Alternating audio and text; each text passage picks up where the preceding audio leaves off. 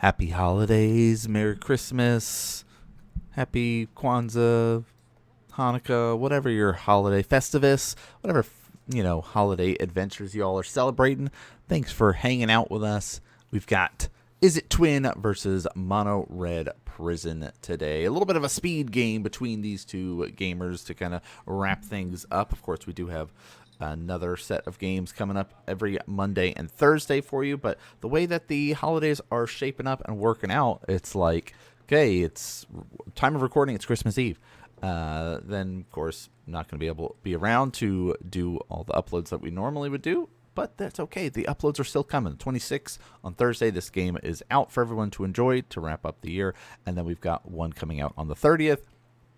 We're going to see about trying to put up another video, just kind of a recap of the year, just to kind of talk through everything about that's been going on, how the game has shifted. It'll be more of a podcasty episode, so a bit of a longer form one that we'll be working on as our 2024 year recap as we get planned and prepped and ready for 2025. Maybe we'll wrap that up and release that on the 4th or something like that as a end of 2024, beginning of 2025 special video. We like to do these special videos on Saturdays, but in this game, we've seen Mono Red Prison previously. If you guys want to see the deck list, it hasn't really changed. It's up on our Mox field. You guys can look and search for it. But starting with a gemstone cavern is a really nice way to kind of accelerate yourself out.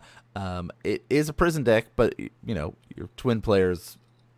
We saw this last time we saw Twin. The Izzet runs quite a few basics. Now, Tarma Twin or Jeskai Twin or some of these other variants, Mardu, I don't know.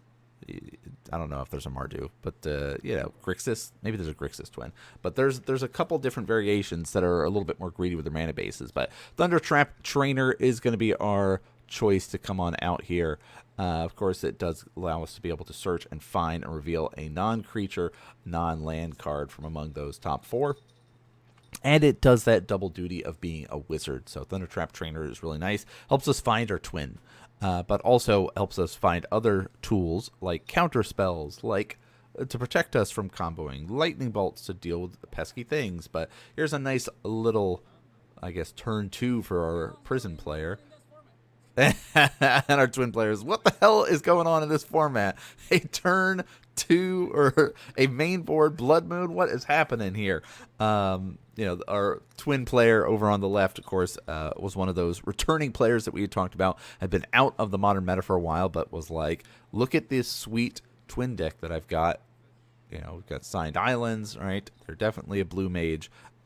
And we're seeing that here. So we're already starting with the pokesies with our little otter wizard coming across with the pokes. So the goal of our 8 moon deck, our Mono Red Prison, is to lock our opponents out with hateful effects like Blood Moon. And then we are trying to cheat out things like Emrakul to end the game. We'll see if we can be able to get there. A little Pestermite action coming out here. Of course, it does have that evasion, the 2-1. If you have not used to be seeing it, we saw a lot of Deceivers last time Twin was on camera. Now we're starting to see the sweet signed card. I'm a big fan of signed cards. If you guys have seen my Infect deck on camera before, you know just how much I like seeing the signed cards. But we see in hand, one of the reasons the Izzet lists are doing so well in the current modern meta is by getting access to additional counterspell stuff, like sacrificing your creatures. All right, you can see it right here. He's debating about whether he cares about fighting over this Brotherhood's End. We're going to be trying to wipe the board here, deal 3 damage to everything, and just kind of reset and kind of put, which is good, right? Now, if the twin player did have Splinter Twin in hand, they probably would have fought over this here and dropped the counterspell, sacrificing our Thunder Trap Izzet Wizard, Otter Wizard friend to be able to keep our Pestermite and then do some untappies and try to combo off. It's not the case, so we do end up allowing that to go, and we go for the bolt action here, which is like, 2015 era modern, where you're like, okay, I'm going to close out the game with this Snapcaster bolting you as my win con here. So flash in the Snapcaster, another nice signed one, another signed Lightning Bolt. Yes, that lightning bolt should be exiled because we did do the flashback stuff. We will catch it eventually, don't worry. But, if you notice any mistakes that we're doing, life total mistakes or things like that, leave a comment. Let us know. Also, what decks are y'all playing? We've started to see a lot more variations of players, what they're playing. The meta's starting to kind of come together as what people are thinking. Like the energy list that was all in on the Boros, the speed, like another one. Bam, bam, bam. Yep. So now we're going to fix it. Here's the lightning bolt. Let's kind of close the game out, and we draw some stuff. So basically we get flooded as a prison player. But what was I saying before we were interrupted with the end of that game was that, the meta is starting to shape up, right? The energy list that we have been seeing that were Boros are no longer Boros because of the Amp Raptor ban. We are going into the Mardu version and getting some extra tools to kind of help us with Mardu style of play, which is cool. I like the Mardu version more. It felt a little bit more flexible, but not the consistent speed, so a lot of people went off of it. So like Mardu Energy still seems to be number one. Jund Creativity is like number two based on like MTGO leagues and results and things like that. Oculus still doing very well in that kind of top 5 count, if we will. Hollow One, we've seen it on camera before. It's very, very good. It's got better with our Faithless Looting unban. Teamer Grinding Station, right? This sort of artifact, let's kind of constantly sit here and utilize our artifacts back and forth, is doing really well. And then even like Boros Energy is still up there. Yawgmoth, Izzet Twin, Brood Scale Combo, Ruby Storm, Grixis, Oculus, Affinity, Through the Breach, Amulet Titan, Goryo, Blue Belcher, Hammer, Eldrazi Ramp, and then, of course, a couple of other variants of like our Life Gain combo, Omnath, right? So there are some newer decks in there that we'll talk about in our long-form video that we do related about the meta and how things are shaping, but it's very cool to see such a nice shake-up and diversity. A lot of players coming back and trying things out. I have not tried out any Green Sun Zenith list yet, and we don't have any on camera until after the new year, so I apologize for all the people that are clamoring and waiting to see some more of that. Maybe we'll do a league with one on MTGO one of these days, but I've been having so much fun playing the Holiday Cube, so we'll see what we can be able to have happen. So we're in this awkward spot here. You look at the hand of our Mono Red Prison player, and they're just like chocked full of rituals, but no real payout to it. Expressive Iteration, a little bit of variation between some of the Izzet lists. We get some flexibility about where you want your flex cards to go. Some are running Expressive, some are not. Some are testing out going for the Ragman, utilizing the Monkey abilities for treasure, for some flexibility. So like it's really cool to see there are a lot of Izzet lists, but there's still a couple of spots that players can change up how they are doing it. Some players are using Tamiyo, some are not. So like I personally am a big fan of using the Tamiyo, but I also want to like I just ordered another playset of Twin because I have my Jeskai list, but I was like, I want an Izzet list too. Like you guys know I'm a blue mage at heart, so it's being able to have the Murktide list together, like a blue-black one. Maybe I'll switch that up to a Death Shadow. Who knows? I love me some Death Shadow. I love me some Oculus stuff. I don't have the Oculus style right now, but I've been doing just kind of the traditional Frogtide style of play, so we'll see if that's going to be the case going forward here. But we're going to attempt for a Desperate Ritual. Let's try to make something happen. Let's see, will this resolve? Nope. Met with a Spell Pierce. Spell Pierce, very, very useful and important in, again, today's meta.